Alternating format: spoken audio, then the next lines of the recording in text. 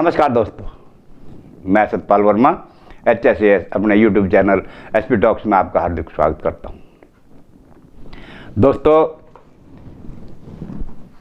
आज का वीडियो हमारा HCS जनरल रूल 2016 के चैप्टर 6 ज्वाइनिंग टाइम के रूल जो हमने पिछले एपिसोड नंबर 13 में डिस्कस किए थे, रूल नंबर 64 से 74, उससे आगे हम रूल 75 से 82 तक की चर्चा करेंगे। दोस्तों, आप मेरे वीडियो को देख रहे हैं, मेरे पास अच्छे अच्छे कमेंट्स आ रहे हैं। बहुत खुशी होती है जब अच्छे अच्छे कमेंट आप लोग भेजते हो, उससे मालूम पड़ता है कि आप मेरे वीडियो को पसंद कर रहे हो। और दोस्तों, उससे क्या होता है कि मुझे भी उत्साह मिलता है, ताकि मैं आपको सारी बारीकियां जो है ना बड़े अच्छे ढंग से समझाने की कोशिश करूं। जो SCS की तैयारी में लगे हुए हैं कर्मचारी, उनके लिए तो बहुत फ़ायदेमंद की बातें हैं, और उससे ज़्यादा फ़ायदेमंद की बातें उनके लिए हैं जो एडमिनिस्ट्रेशन ब्रांच के अंदर काम कर रहे हैं, कर्मचारी अधिकारी, और अकाउंट ब्रांच में काम कर रहे हैं, जहाँ पे इन रूलों की इम्प्लीमेंटेशन की जाती है मामलों में। उनके लिए बहुत फ़ायदेमंद की बातें हैं। ये मेरे जो वीडियो हैं, ये इसका मतलब ये नहीं है कि कुछ गिने चुनों के लिए ये जरूरी है। ये तो दोस्तों परमानेंट ज्ञान है। इनको तो जब मर्जी आप खोल के देख लो, एक पुस्तक की तरह है ये वीडियो। जब भी कभी आपको जरूरत पड़े, तुरंत खोलो वीडियो को और देखिए। इसीलिए मैं चैप्टर का नाम भी लिख रहा हूं अपने वीडियो पर, और रूल का नाम भी लिख रहा हूं कि कौन सा रूल है ये, ताकि आप लोगों को सुविधा रहे। चलो दोस्तों, वीडियो की शुरुआत करते हैं, और हम Haryana civil services general rule 2016 के चैप्टर 6 के रूल नंबर 75 जो बचे हुए हैं आगे 82 तक, उन पर चर्चा करेंगे। दोस्तों, रूल 75 देखिए आप अपने स्क्रीन पर। Joining time on transfer to another government. पीछे हम चर्चा करते आ रहे थे कि ज्वाइनिंग टाइम है क्या और किसको मिलता है। दोबारा रिपीट करने की जरूरत नहीं। ज्वाइनिंग टाइम ट्रांसफर टाइम के समय मिलता है, और उसी को मिलता है जो इन पब्लिक इंटरेस्ट ट्रांसफर होता है। तो यदि किसी दूसरी गवर्नमेंट में, अर्थात other than Haryana government, transfer होता है, तो कैसे रेगुलेट होगा। ज्वाइनिंग टाइम लिखा है, when a government employ under the administrative control of the Haryana government is transferred to the control of another government, his joining time for the journey to joining post and on reversion therefrom shall be governed by the rules of the government to which he is proceeding.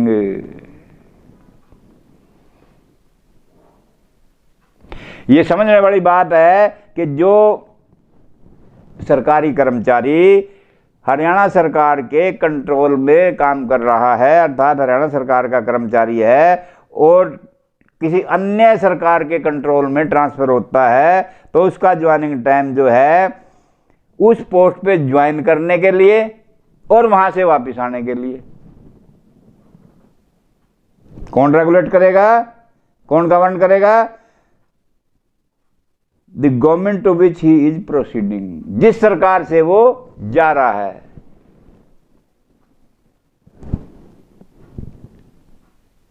To which he is proceeding, जिस सरकार को जा रहा है, हरियाणा सरकार नहीं, जहां वो ज्वाइन कर रहा है।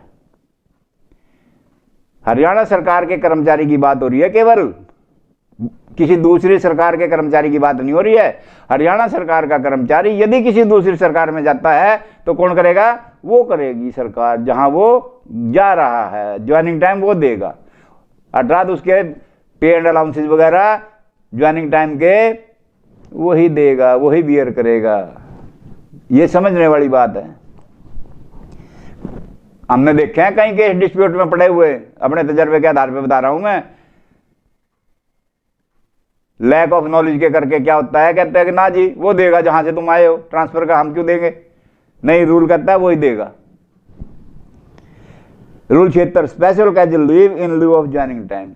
कई बार क्या होता है दोस्तों, ज्वाइनिंग टाइम अवेल नहीं किया जाता किसी स्पेशल सर्कमस्टेंसेस के अंदर, वो बताएंगे अभी रूल में। तो उस समय क्या होगा कि उसका जो बचा हुआ ज्वाइनिंग टाइम है, अनअवेल्ड ज्वाइनिंग टाइम, उसको स्पेशल कैजुअल लीव मान करके भविष्य में अदा किया जाता है। वो कैसे? The authority competent to transfer may in special circumstances direct the government employee to join the new assignment immediately without availing joining time. कि कॉम्पिटेंट अथॉरिटी जो ट्रांसफर करने में सक्षम है, वही ट्रांसफर करने वाली, वो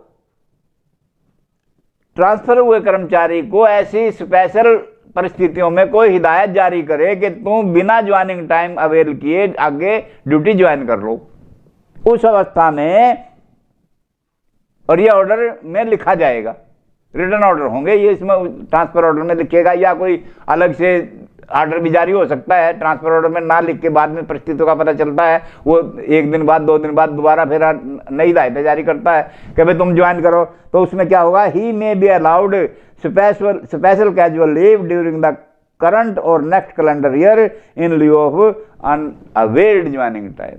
तो जो बचा हुआ ज्वाइनिंग टाइम है, जो अवेल नहीं किया, अनअवेल्ड, उसको स्पेशल कैजुअल लीव अलाउ की जाएंगी करंट कैलेंडर ईयर में या नेक्स्ट कैलेंडर ईयर में। अब कैलेंडर ईयर समझने वाली बात है दोस्तों, कौन सा है? 2 प्रकार के ईयर चलते हैं हरियाणा सरकार में, एक फाइनेंशियल ईयर और एक कैलेंडर ईयर। कैलेंडर ईयर शुरू होता है 1 जनवरी से और समाप्त होता है 31 दिसंबर को, और फाइनेंशियल शुरू होता है 1 अप्रैल से और खत्म होता है अगले साल 31 मार्च को। तो कैलेंडर ईयर की बात हो रही है कि 1 जनवरी से 31 दिसंबर के बीच का जो पीरियड है, वो या तो वर्तमान में, करंट में, चालू में, और या फिर नेक्स्ट में, आने वाले में, कैलेंडर ईयर में दे दिया जाएगा। Rule 77 calculation of joining time. अब ये जो ज्वाइनिंग टाइम का हम चर्चा कर रहे हैं, इसकी कैलकुलेशन कैसे होती है? तो ये दोस्तों किलोमीटर बेस पर होती है, अर्थात जिस स्टेशन से एम्प्लॉय ट्रांसफर हुआ और जिस स्टेशन पे जा रहा है, उन दोनों स्टेशनों के बीच का जो डिस्टेंस है उस पर आधारित है ये। देखिए आप अपने स्क्रीन पर टेबल के कॉलम नंबर 2 और 3 में दिखाया है, 2 में डिस्टेंस दिखाया, 3 में उसकी एडमिजिबिलिटी बताई है ज्वाइनिंग टाइम की। मैं पढ़ के सुनाता हूं। अप टू 20 किलोमीटर डिस्टेंस, यदि 20 किलोमीटर तक है तो 3 दिन, 21 किलोमीटर टू 300 किलोमीटर 8 डेज, और 301 किलोमीटर टू 500 किलोमीटर 9 डेज, और अबव 500 किलोमीटर 10 डेज। ये एडमिजिबिलिटी हुई ज्वाइनिंग टाइम की। आगे नोटबंदी है। Joining time shall commence from the date of relinquishment of charge of the old post if the charge is made over in the forenoon और the following date if the charge is made over in the afternoon. कहता है जब वो charge रिलैंक्स करेगा तभी से शुरू होगा, अर्थात फॉरनून में है तो उसी वक्त से शुरू हो गया, और यदि आफ्टरनून में चार्ज छोड़ा है तो वो नेक्स्ट फॉलोइंग डे से शुरू होगा। क्या? Joining time. अर्थात यदि कोई फॉरनून में रिलीव होता है तो उसका वहीं से शुरू हो जाएगा ज्वाइनिंग टाइम, और यदि वो आफ्टरनून में होता है किसी भी समय हो तो वो उस दिन पूरे दिन की ड्यूटी मान ली जाएगी और वो अगले दिन से ज्वाइनिंग टाइम शुरू हो जाएगा। नोट 2 में कहा है the authority competent to transfer may in special circumstances reduce the period of joining time admissible under this rule. Competent authority कम भी कर सकती है ज्वाइनिंग टाइम को, जरूरी नहीं कि इतना ही हो, वो कम भी कर सकती है। इसको पावर दी है कॉम्पिटेंट अथॉरिटी, और कॉम्पिटेंट अथॉरिटी कौन है? Who is competent to transfer the government employ, वही कॉम्पिटेंट है।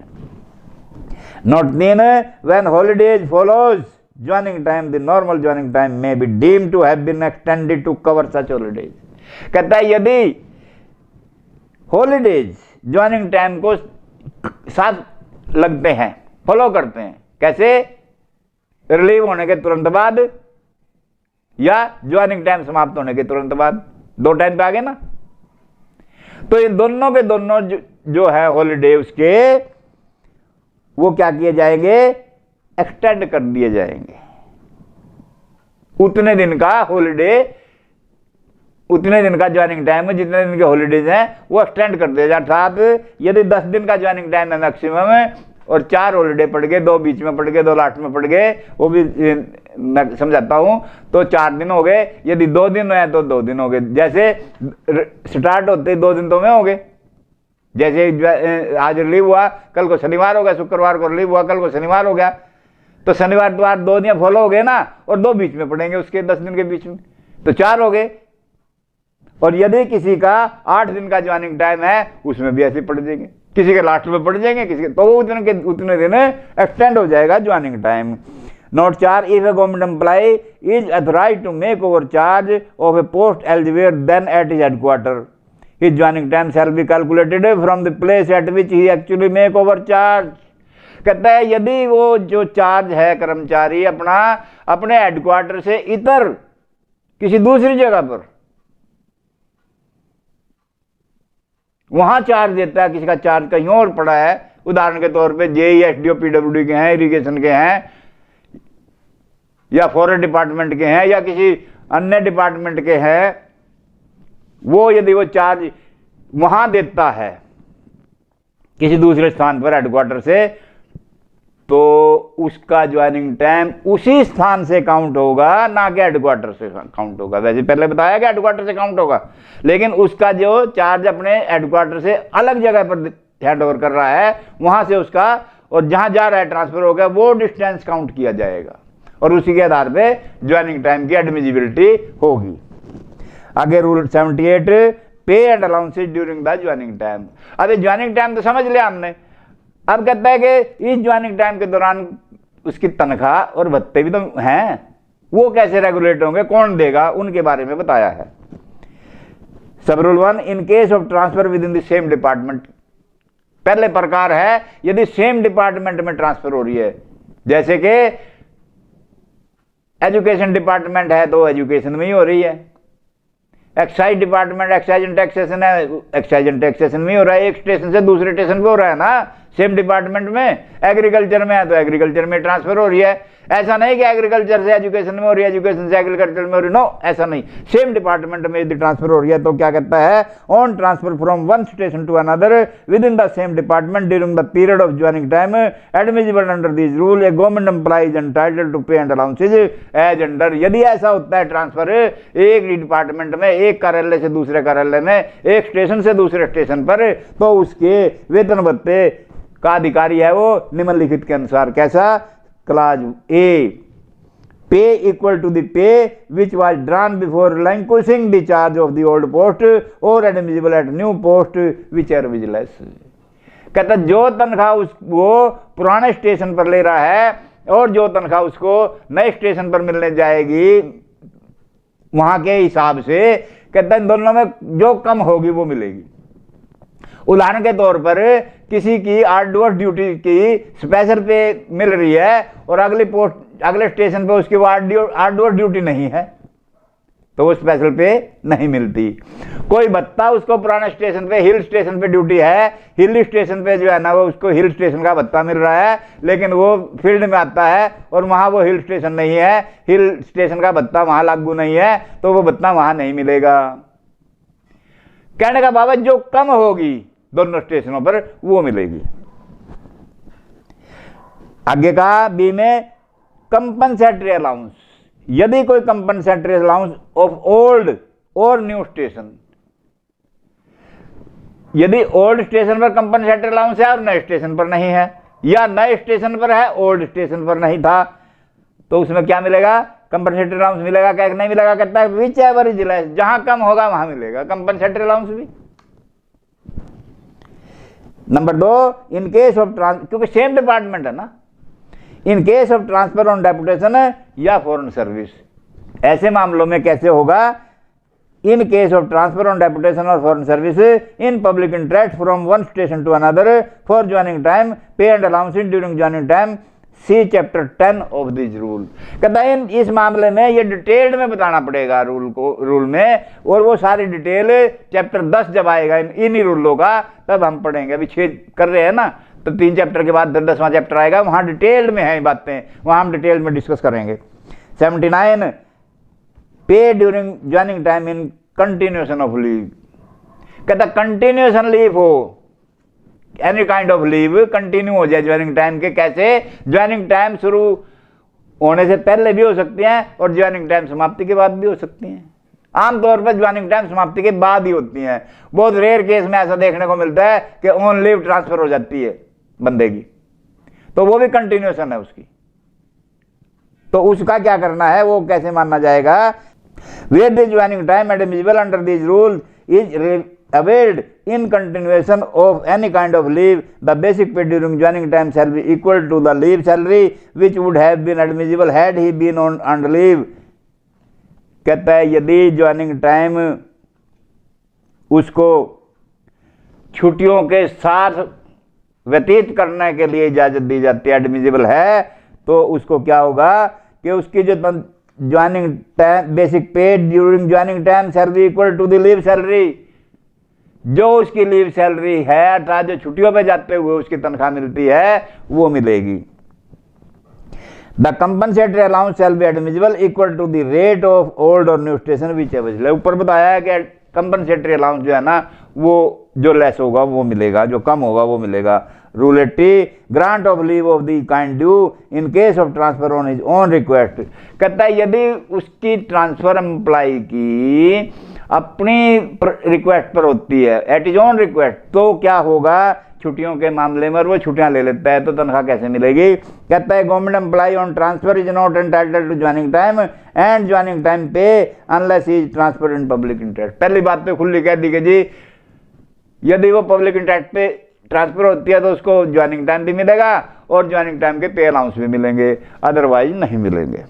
फिर कहता है however if he applies for leave for the kind due, यदि अपने रिक्वेस्ट पे होते हुए यदि वो छुट्टी अप्लाई करता है तो क्या होगा, द कंपिटेंट अथॉरिटी में ग्रांट द सेम, जो सक्षम प्राधिकारी है वो उसको मंजूर कर दे, उसको अलाउ कर दे। कितने, limited to the period of joining time otherwise admissible under these rule. Joining time की गिनती तक जितने दिन की ज्वाइनिंग टाइम होती है उतनी छुट्टी, या इन रूलों में जितनी छुट्टियां उसको एडमिसिबल बनती हैं उतनी छुट्टियां दे दे। दोनों बातें हैं, कम भी हो सकती हैं ज्यादा भी हो सकती हैं। In case he does not apply for leave and join his duty at new station, the time to cover the period after handing over charge at the old station and before taking over charge at new station shall be treated as dies non। शब्द आया है दोस्तों dies non का। कहता है यदि वो छुट्टी अप्लाई नहीं करता और कुछ दिन के बाद ज्वाइन करता है ज्वाइनिंग टाइम की तरह मान करके, कहता है तो उस मामले में क्या करना है, उसका जिस दिन से वहां से वो चार्ज छोड़ा था वहां से लेकर के और जब वो ज्वाइन कर रहा है वहां तक उसको ऐसा समझ लिया जाए अकार्य दिवस के, ड्यूटी पे आया ही नहीं, इसने ड्यूटी नहीं दी, अकार्य दिवस है इसके और छुट्टी उसकी सैंक्शन नहीं करनी, डाइज नॉन मान करके उसको तनख्वाह नहीं देनी, अर्थात काम नहीं तो वेतन नहीं, क्योंकि उसको ज्वाइनिंग टाइम नहीं मिलना और छुट्टियां उसने अप्लाई नहीं करी। अब बिना अप्लाई करे छुट्टी सैंक्शन नहीं कर सकती ना कंपिटेंट अथॉरिटी एप्लीकेशन के बिना, इसलिए उसको डाइज नॉन ऑर्डर करना पड़ेगा दोस्तों, ऑर्डर करना पड़ेगा, उसकी सर्टिफिकेट में एंट्री करनी पड़ेगी, तभी हिसाब किताब होगा ना, अदरवाइज पेंशन के टाइम पे फिर उसका इंटरप्शन आ जाएगी, वहां प्रॉब्लम क्रिएट हो जाएगी, इसलिए कोई भी पीरियड छोड़ना नहीं। आगे इसका नोट दिया है when a government employee on transfer is relieved and there is holiday या as intervening the date of relief and the date of joining and he joined the new place in forenoon after the holidays, it shall be deemed that he has availed holidays and pay for such holidays shall be borne by the department where the government employee joined after his transfer। कहता है यदि उसके joining time के intermediate बीच में छुट्टियां पड़ जाती हैं, कब से, intervening the date of relief and the date of joining, जिस दिन उसने चार्ज लैंकिस किया या वहां से रिलीव हुआ उस दिन से लेकर के जिस दिन उसने नई पोस्ट ज्वाइन करी, इन दोनों डेटों के बीच में यदि हॉलीडे या एक से ज्यादा हॉलीडेज पड़ जाएं तो क्या समझना है, वो ये मान लो कि उसकी तनख्वाह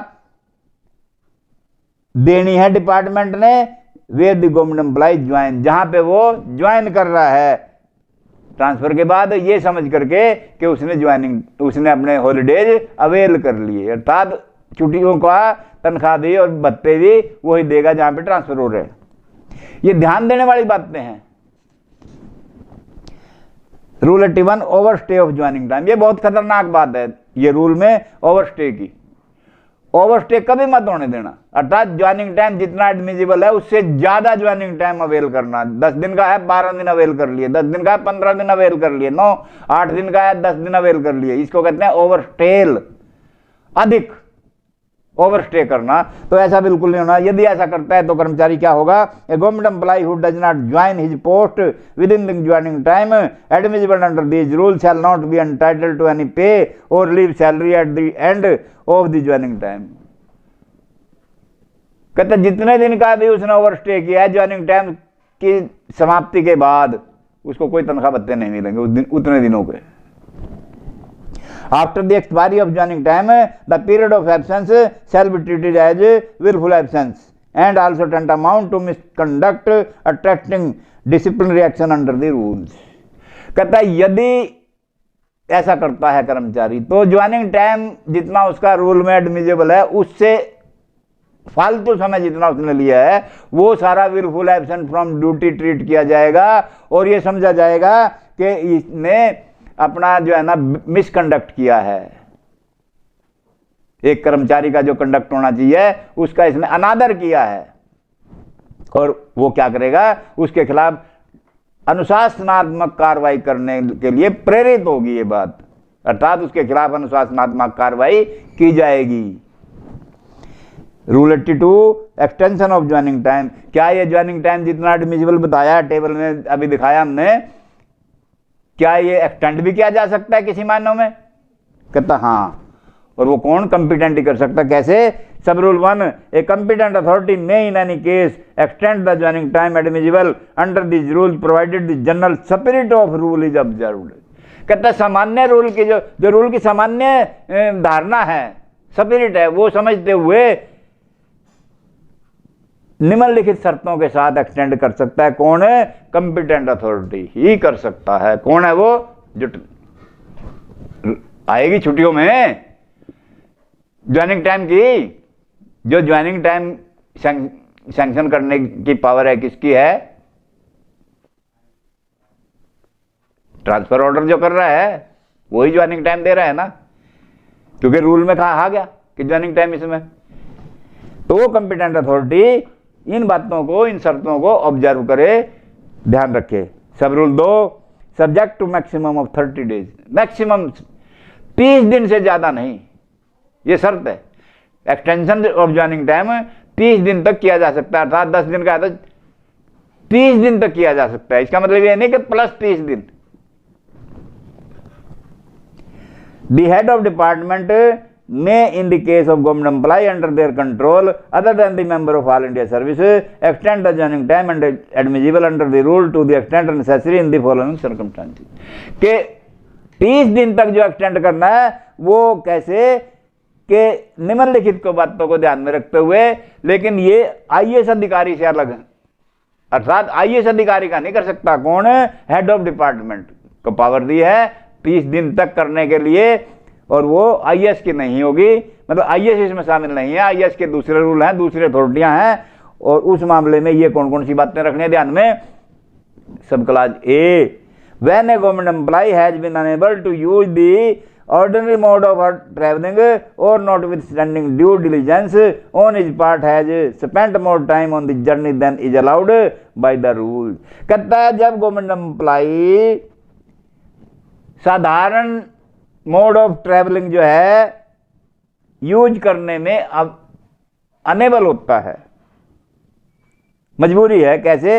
not with standing due diligence on his part, और उसके अपने जिम्मेवारी पर नहीं, अर्थात खुद जानबूझ कर नहीं ऐसा मोड बदलता ट्रैवलिंग का जिससे उसको डिले हो गई, एक्सटेंड करना पड़ गया, स्लो उसमें गया, जाना था किसी और मोड में और मजबूरी है, वो मोड उसको सामान्यता नहीं मिल सका तो वो दूसरे मोड से गया और उसमें उसको डिले हो गई और वो उसके बस से बाहर है, जो कि उसके पार्ट पर नहीं है, उस मामले में अलाउ किया जा सकता है। B, when such extension is considered necessary for the public convenience or for the saving of such public expenditure as is caused by unnecessary or purely formal transfer. एक उस मामले में जहां पे उसको बेचने के लिए अननेसेसरी खर्चे हो रहे हैं, उनके खर्चे ना हो, इस बात को देखते हुए पब्लिक एक्सपेंडिचर होता है, क्योंकि लोग खर्चे होते हैं ये कि उसको जाने में कोई खर्चे ज्यादा नहीं हुए।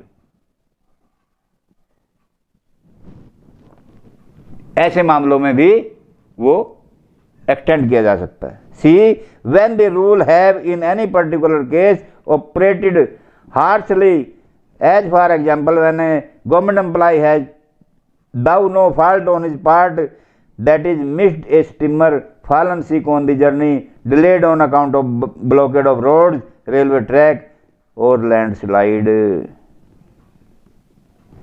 और जहां पे ये रूल कहता है हार्शली होते हैं ऑपरेटेड, जैसे कि एग्जाम्पल दिया गया कि कर नॉर्मली तो ये नहीं, आजकल तो ऐसा नहीं है, पर बहुत मामलों में हो सकता है, दूर दराज के इलाकों में ट्रांसफर होने के लिए, हिल स्टेशन पर ट्रांसफर होने के लिए, या हिल स्टेशन से फील्ड में ट्रांसफर होने के लिए ऐसी अवस्थाएं बन जाते हैं, परिस्थितियां हो जाती हैं। कैसे कि मिस्ड स्टीमर, बोट से जाते हैं, स्टीमर चलते हैं बाई रिवर होते हैं ये ऐसे स्टेशनों पर जहां पे कनेक्टिविटी बाई रिवर है, एक स्टेशन से दूसरे स्टेशन की, वहां स्टीमर से जाएगा और वो मिस हो गया स्टीमर। अब बस की तरह तो स्टीमर नहीं चलते ना, 10-10 मिनट बाद वो तो अपने टाइम पे चलेंगे ना, एक जाएगा एक आएगा, तो उसमें वो डिले हो गई, लेकिन उसके अपने पार्ट पर देरी नहीं हुई, किसी कारणवश ऐसे हालात पैदा हो गए कि वो मिस हो गया, या वो बीमार हो गया, जर्नी के दौरान यात्रा करते करते बीमार हो गया और उससे हॉस्पिटलाइज हो गया, वो 4 दिन हॉस्पिटल में पड़ा रहा, वो उसके बस की बात नहीं है ना, बस की बात नहीं है, उसके बस से बाहर की बात है। Delayed on account of blockade of road, सड़क जाम हो गई, कहीं लैंडस्लाइड होगी हिल स्टेशन पर, तो ये ब्लॉकेड रोड हो सकती हैं। कहीं जो है ना सेना जा रही है, टैंक जा रहे हैं और वो सड़क टूट गई, वहां बसें नहीं जाएंगी, सेना को पहले पास करने दिया जाएगा, तो ऐसे मामले जो हैं उसके बस के बाहर है।